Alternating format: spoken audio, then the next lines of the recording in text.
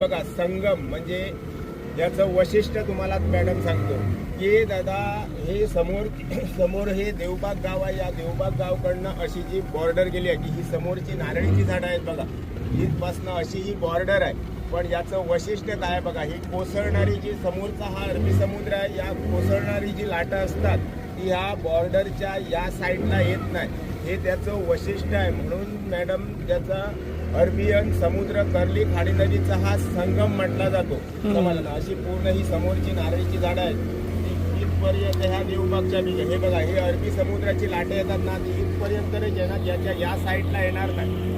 हे त्याचं वैशिष्ट्य आहे. म्हणून त्याला अरबियन समुद्र कर्ली खाडी नदीचा संगम म्हटला जातो. या मंदिरकडे ताई देवबागचा रोड संपलाय, म्हणजे ज्या रोडने तुम्ही आलात तो रोड या मंदिरकडे संपलाय.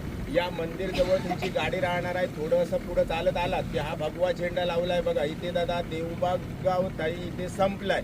तसंच ताई देवबागच्या तिन्ही साईडला पाणी आहे बघा, त्या साईडला देवबागच्या अरबियन समुद्र आहे, या साईडला ही देवबागच्या कर्ली खाडी नदी आहे. ही कर्ली खाडी नदी जाऊन अरबी समुद्राशी मिलन झालंय, म्हणजे संगम पुढेच आहे. तसंच मॅडम 6 तासाची ओटी आहे आणि 6 तासाची भरती आहे. म्हणजे भरतीच्या वेळी ह्या अरबी समुद्राच्या हा समोरचा हा अरबी समुद्र आहे, या अरबी समुद्राचं पाणी 6 तास आतमध्ये येणार आणि 6 तासानंतर परत ओटी लागणार. त्यावेळी या कर्ली खाडी नदीचं पाणी अरबी समुद्रामध्ये ताई 6 तासानं असं हे मॅडम 6 तासाने रोज पाणी हे क्लीन होत असतं. त्याच्यामुळे ताई तुम्हाला त्याच्यामुळे घाण पाणी नाही तर कुठं वास आलेला असं काही कुठं सापडणार नाही.